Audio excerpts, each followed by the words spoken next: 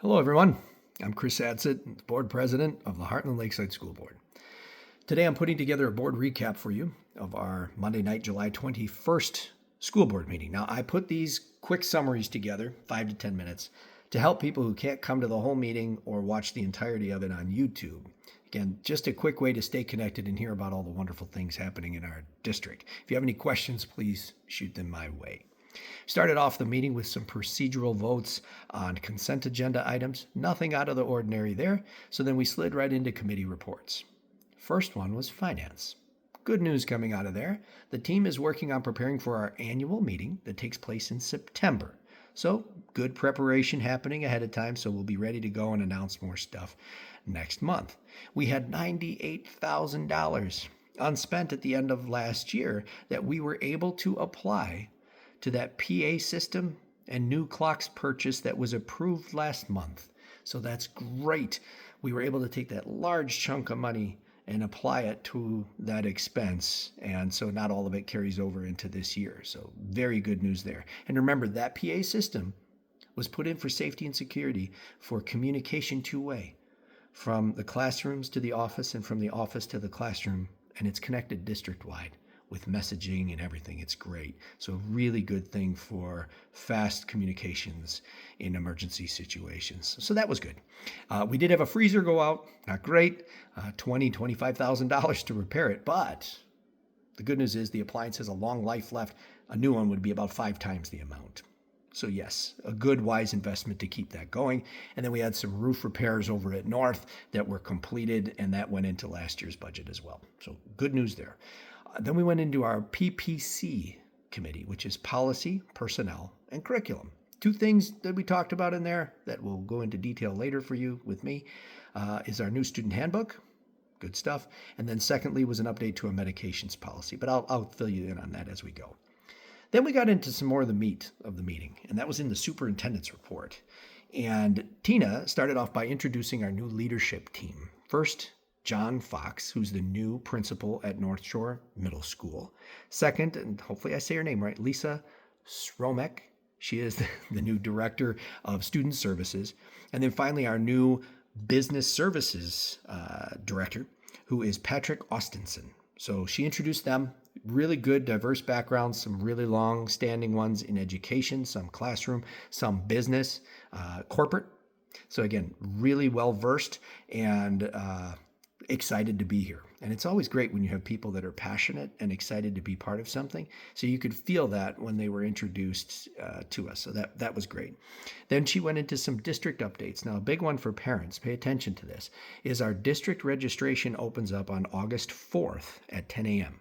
There's a small change this year. This is important.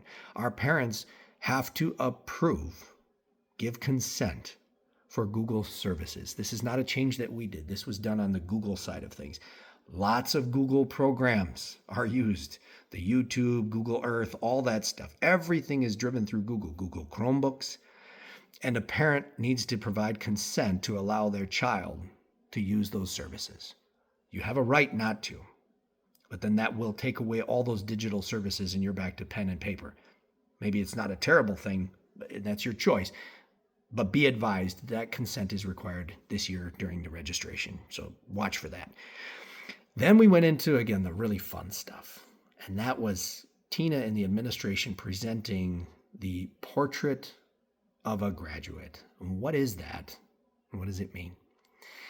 It's tracking a student from kindergarten through 8th grade and that educational journey. And what does it really mean to look like a graduate? What are we trying to do? Is it just ELA and math scores? Or is it about the whole student? And it's about tracking it all the way through, picking out those wonderful things, and then culminating in a capstone in 8th grade. And again, I'm not doing it justice. It's a whole lot better than what I'm talking about. And it's all built off of our mission statement. So if you weren't aware and haven't been following along, the board over the last 15, 18 months had put together a new strategic plan with a mission statement to ground it all. And I'm going to read it to you because it's important, because this embodies what we stand for at Heartland Lakeside. It's to empower every student to discover and develop their unique gifts in a nurturing environment preparing them to thrive as compassionate, critical thinkers and lifelong learners. Why is that important?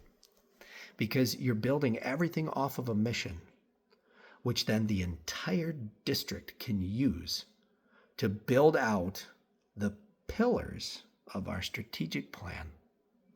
And then everything that we do is getting pushed into the classrooms and into the curriculum using that framework of Portrait of a Graduate with that mission statement. So again, I'm really excited to see, and again, I'm not doing it any justice whatsoever. Just know that there is educational intentionality happening at Heartland Lakeside, and it's about the whole student.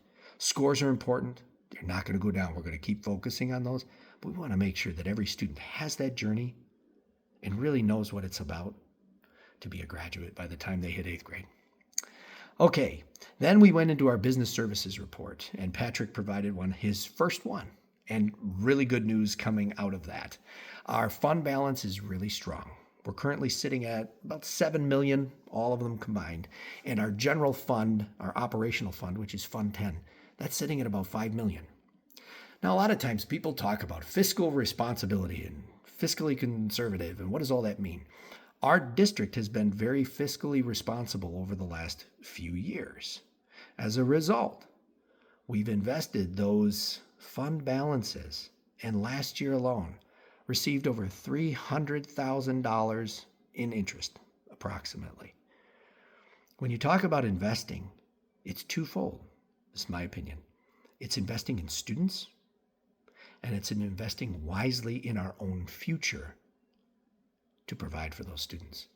And so using those funds wisely, we were able to generate additional revenue and income to continue supporting our district's mission for the future.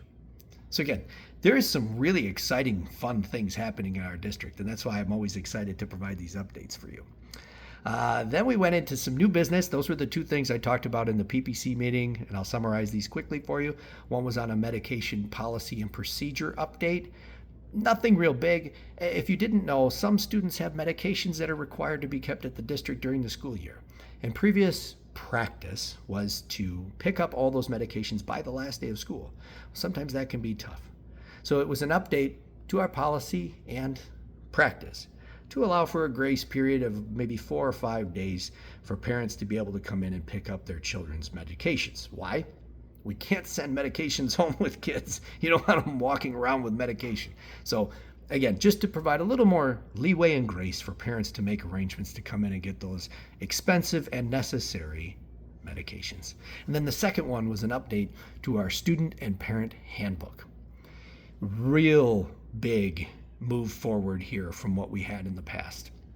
Really comprehensive student handbook that outlines everything about students and school operations, how they exist and what's expected. But what's really great about it, and I hope you take the time to look at it when it's published, is that every practice in the handbook is linked and referenced to a board policy. Why is that important? It's about consistency. If you have a bunch of people in a boardroom making decisions, and then it's not being carried out in the schools or in the classrooms, you have a disconnect. And so now we have a synergy, a unity between the board and practice. So again, really excited to see that. The administration did a knockout job there. Very thankful, super helpful, and parents, you're going to love it when you see it, and you can link right back to our board policies. And then finally, I provided a president's update where I announced two different things. One is on Thursday night, August 21st. Thursday night, August 21st, there will be a district-wide school board meeting. And that'll be all the feeder schools plus Arrowhead coming together to talk about how they can communicate, collaborate, and cooperate to help make all of Lake Country and the Arrowhead district better. Previously, we hadn't talked a lot. This will be the third meeting for all of our districts to come together. So again, that is open to the public, 6:30 p.m. Thursday night, August 21st. It'll be held at Arrowhead at South Campus in the library, Lab A. Please join us. Now, it is a board working session, which means there's no two-way communication with the public, but you're welcome to come and listen and learn about the ways that the districts are working together and trying to work together even more, saving money and creating consistency. At least that's my goal. And then the last thing was I had a meeting July 11th, I think it was, with Representative Barbara Dietrich. Now, she's in the Assembly and represents our district, which is now the 99th district. A year or two ago or so, it was redistricted, and she now is overseeing our district. Now, why did I meet with her? She sits on about 8 different committees, very influential and experienced in the Assembly. But the 2 key ones, she sits on the Education Committee and I think it's called Family and Children Committee. 2 really excellent school-focused committees. And the great takeaway from that meeting was she's an advocate for schools, plain and simple, and especially special education funding. We are reimbursed from the state at a particular level, and her, the committee, and the legislator are advocating for increases to that. It's going to take time, but increases to that for our school districts to help reimburse us for the heavy costs that come from special education. So that was really good. Filled us in on a little bit of what's happening in the state and the fighting between the legislature and the governor for budgets in general. But the good news is they all understand the need for special education funding and funding our public schools. So again, really helpful meeting. Got to keep that communication open with our legislators so that when things come up, they know where we stand. That's it for today. I hope it was helpful. If you have any questions, please reach out to me at my school email account, and I will get back to you in a short fashion. As always, I truly appreciate you listening. I know this can be a little long, about 11 minutes, but really, I'm trying to make sure that you get all the highlights and walk away in this time going, I know what happened in about 2 hours. So thanks for everything you do. Thanks for your support. God bless you and our entire community.